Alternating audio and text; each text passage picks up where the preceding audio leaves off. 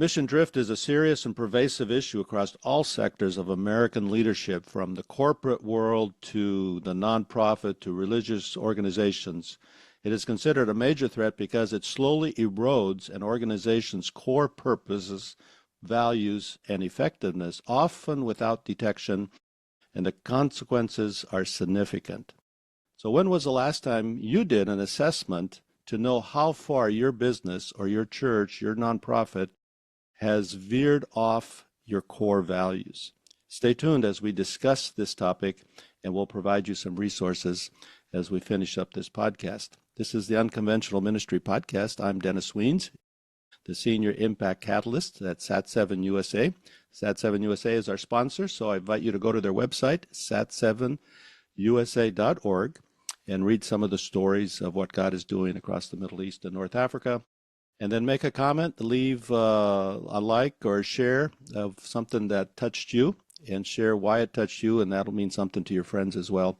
So help Sat7 USA out by giving them a shout out on social media. That's SAT7USA.org. My guest today is Becca Spradlin, author of Lead on Mission, helping Christian CEOs and boards advance a higher purpose and avoid mission drift. Becca is a speaker, a consultant that does faith-driven business workshops. She does nonprofit assessment and strategic planning, as well as consulting on governance issues. She's the author of the book Lead on Mission that I recommend all of you purchase and read. It is very, very good. So Becca, welcome to the Unconventional Ministry Podcast. Thank you, Dennis. It's a pleasure to be with you.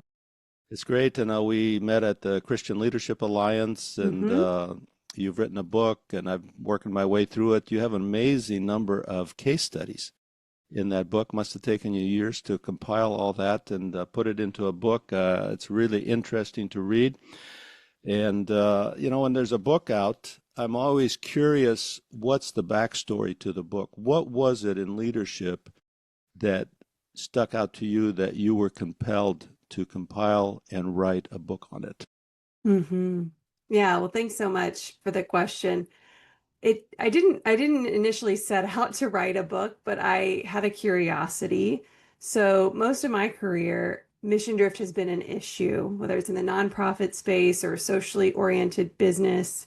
Microfinance is international economic development. That was my background.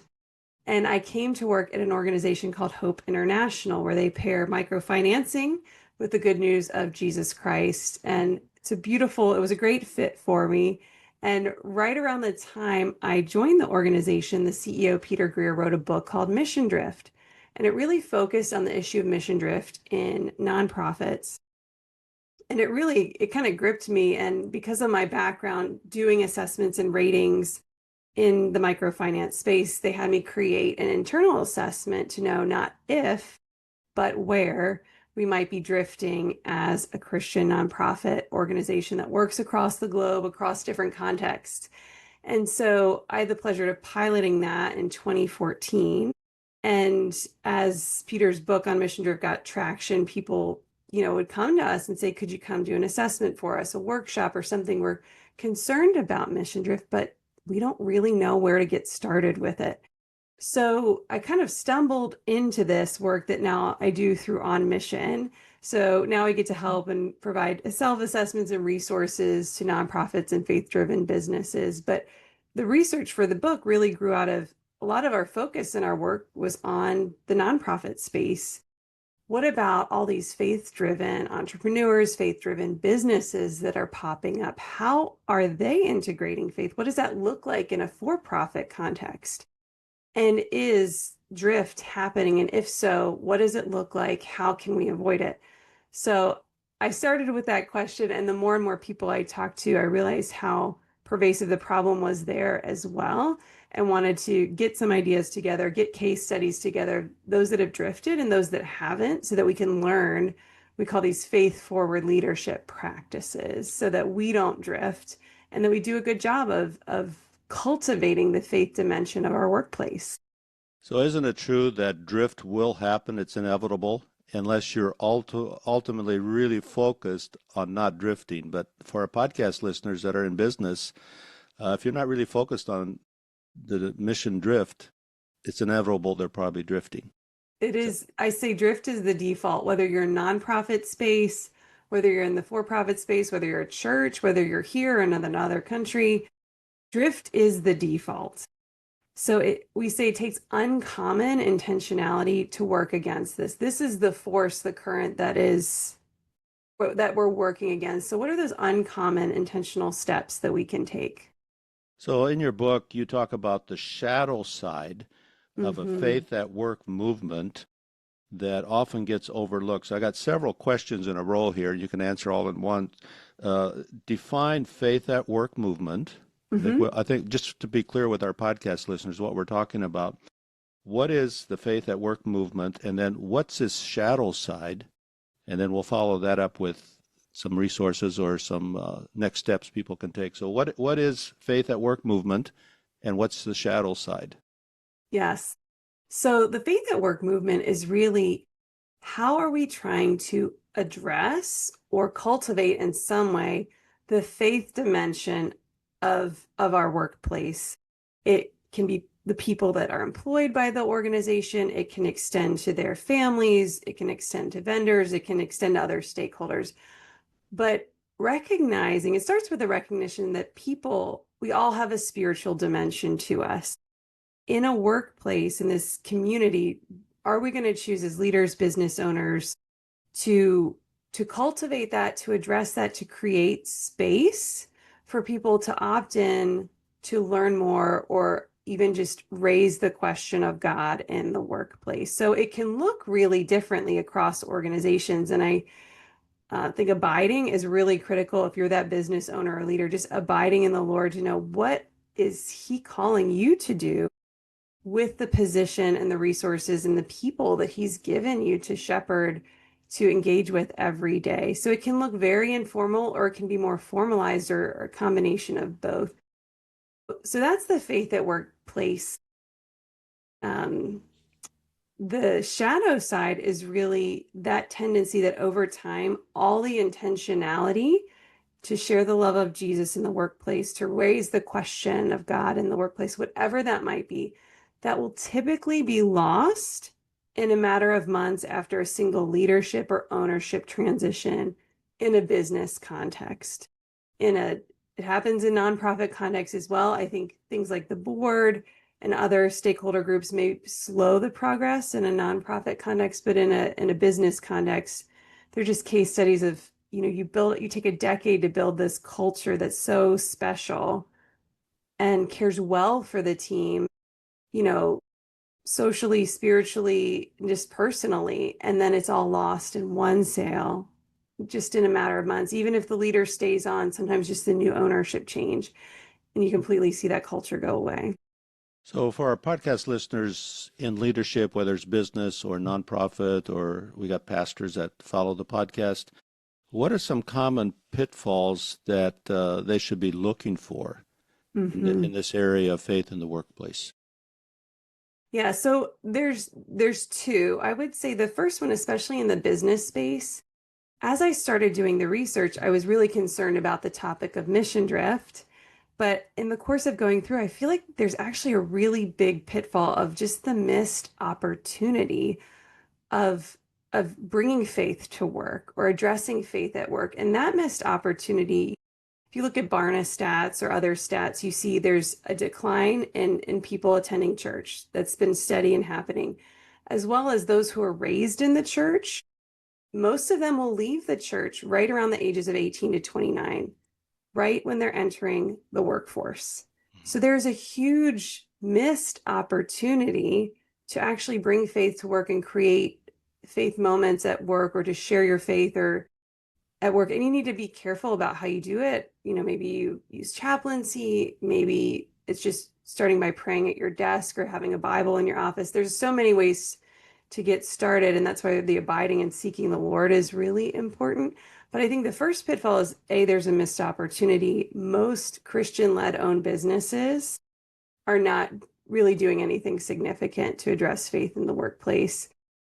estimates from people I talk to say maybe 5 to 10% of Christian-owned, Christian-led companies have something that would help people grow spiritually. It's this vast majority minority that are actually doing this. So I think that's the first pitfall. The second pitfall, which is across the board, whether you're a Christian nonprofit or Christian-led business, Christian-owned business, is lack of succession planning and leadership development. We all leaders will transition out one day. So succession planning is a weakness we see really across the board, whether you're a business, whether you're a nonprofit. Lack of succession planning, both for the operational and just ongoing performance, but as well as that faith alignment and that culture alignment that you want to see and those values you want to see continue on. So how are we developing internal leaders to make sure that we have a future leadership pool that, whether it's planned or unplanned, that when that transition comes, we're ready. So I think for the businesses that are large enough that they have boards, or the nonprofits that have boards, it's really an opportunity and a thing that the board should be pushing for. Like, what is our succession plan? Even if there's no plans for anyone to leave right now, what's our backup plan in case an unexpected transition happens? Right. And I was reading that nearly two-thirds of nonprofits lack a succession plan. Right. Also, I was reading over half of leaders today are over 60 years of age, and that 42% of pastors have thought about resigning. So as we think of some of these statistics, and there's many more we could cite, are we in a leadership crisis in America? This is a huge problem. And I don't have the trend data to know if it's always been as glaringly big as it feels right now. But that statistic you're sharing about, most of the nonprofits, it's the same is true for small businesses. Most of them do not have succession plans in place. Maybe they want their next generation to take the business over and their kids aren't interested, or their plan is to sell. And that's where you can see the culture and the values lost in the shuffle there too. But it is a huge problem. Too few leaders and boards are talking about this and thinking about this. And I think it could be because they don't like to, it's like planning for retirement or planning for your death or something, Right. like doing a will. It's hard to think about. And it's also, you need to do it well in a way that we're raising the issue without, if you don't want the leader to leave, how do we raise it in a thoughtful way as a board member, for example, without making that leader feel like they need to lead. Like, this is a best practice, and we all need to get comfortable. This is a best practice that we need to do, or our mission, our business, our operations, the services we provide could be lost in a single, fumbled transition. So I think it's something it's a huge problem. You're absolutely right. And more needs to be done on this. More leaders need to be intentional about planning for that. So, say we have a podcast listener in business leadership, maybe owns a business or leadership of that business, that they have no idea about a succession plan. Where do they start? Yeah, that's a great question. I think there's a couple ways you could start. I mean, you could just type it into Chat GPT and write, what should I be considering about succession plan, and have Chat GPT kind of guide you on what to think about. I think I think for a business owner, you need to think about, what does a successful transition look like? And for the nonprofit too, what actually giving yourself the mind space to think through, where do you want your organization, your business, your nonprofit to be in 50 years? So if you think long term, I think that's a really helpful frame to think about, because then organizations get out of the day, well, who is it going to be? You're not going to know who that person is. And it's not going to be you for sure. Right. So 50 years out, where do you want it to be? And then start to back into, what do we need to be today? What do we need to be doing today to be successful in, 5 to 10 years? What does that leadership development pipeline, what will our industry be looking like? Is it consolidating? I mean, there's some real external factors you need to think about as well. But, what are the values, the culture that you want? So I think starting there and working through, at a minimum, like an emergency scenario, like transition plan, especially for the nonprofits, like have that, what would the process be that would just click into place And then what would a longer term, especially if you're working with one of those, you mentioned the 60 and over leaders, most, a good chunk of them are thinking about retirement. If they had a good transition, both for them and the board, what might that look like? I think for business owners too, they really need to be considering ownership. Who is your ideal future owner if it's not you? Or what is that structure? And so in the book, we talk about different structures. Will it move into a trust where there's, a board structure in place? How can you build that governance structure out now so it works well? Are you going to sell? How could you try to improve your chances of finding a really mission values aligned buyer? Just be thinking through what success looks like and kind of rank those factors and then see where it leads you to in terms of structures and next steps. But I think leadership development is another one. How are we developing the next generation of leaders so they can come internally because they'll have experience that culture gives them a big advantage.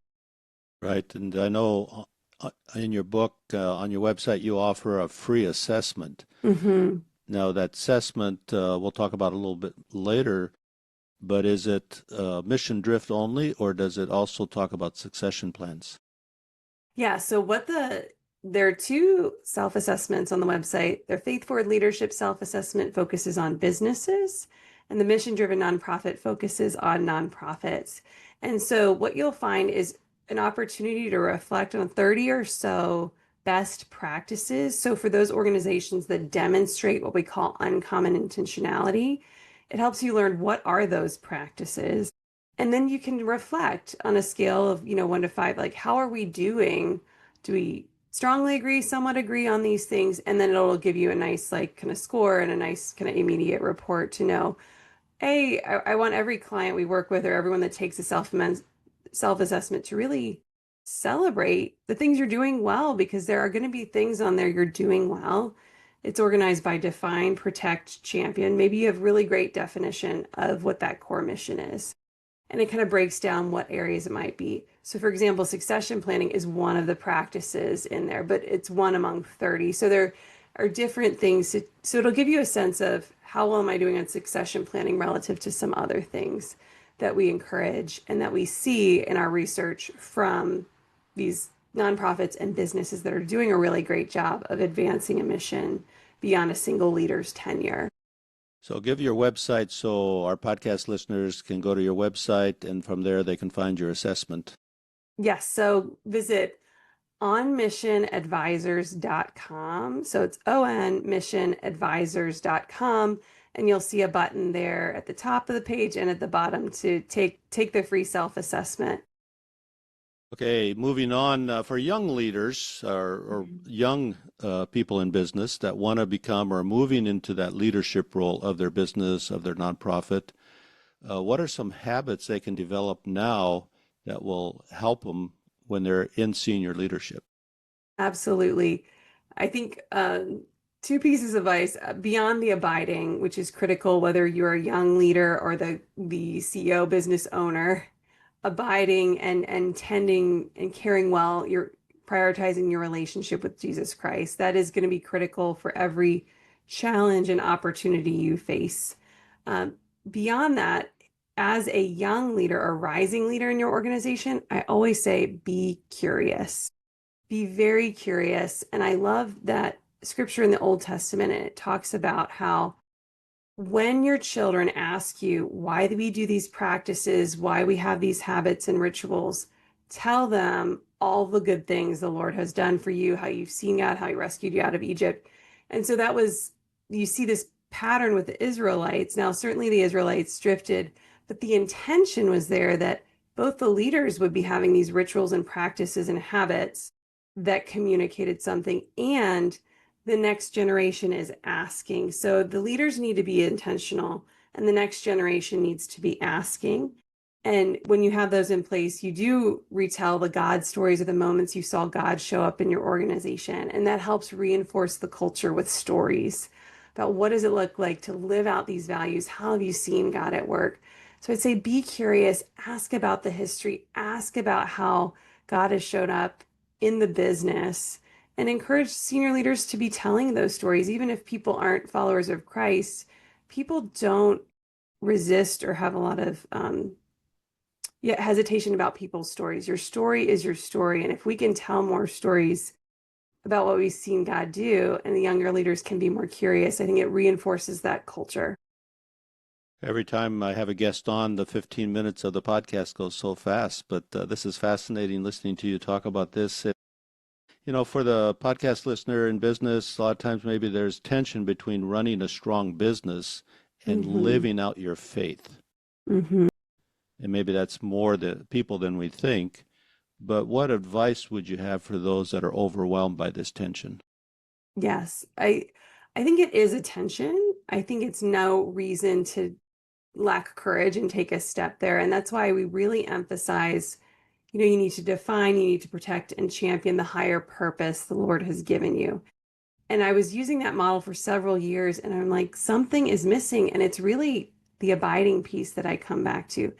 How is God calling you to do that? Because we don't say, and it isn't true that it's the same for every organization.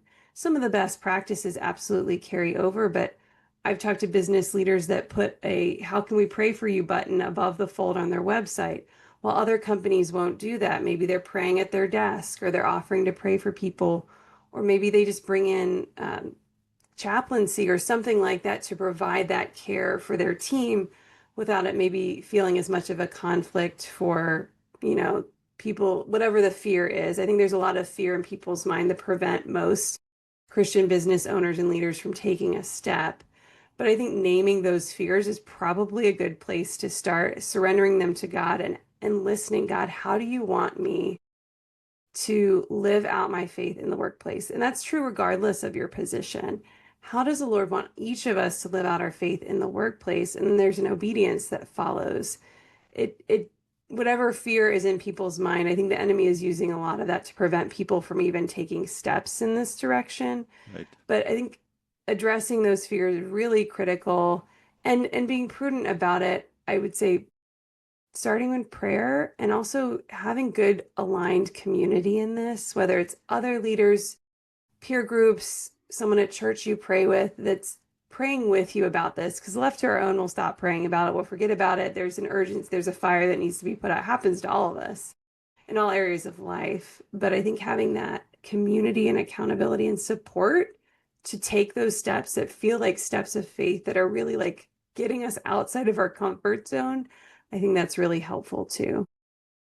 Well, thank you. And I encourage you to get the book Lead on Mission by Becca Spradlin. And she's also on LinkedIn and other social media platforms. You can connect there with Becca. And this is fascinating. Be sure to get on their website. Give your website again so they can get on your website. I encourage all of you to take the assessment as well as send the assessment to your other business friends so they can check it out as well. So what is that assessment again? So go to www.onmissionadvisors.com. So it's on missionadvisors.com. And I'll put that in the podcast notes as well, so you have easy access and a hyperlink to that resource, as well as resource to get the book. So, Becca, thank you for coming on the Unconventional Ministry podcast. My pleasure, Dennis. Thanks for having me. Until next time, I'm Dennis Weens. Stay bold, stay creative, and keep advancing the gospel in unconventional ways.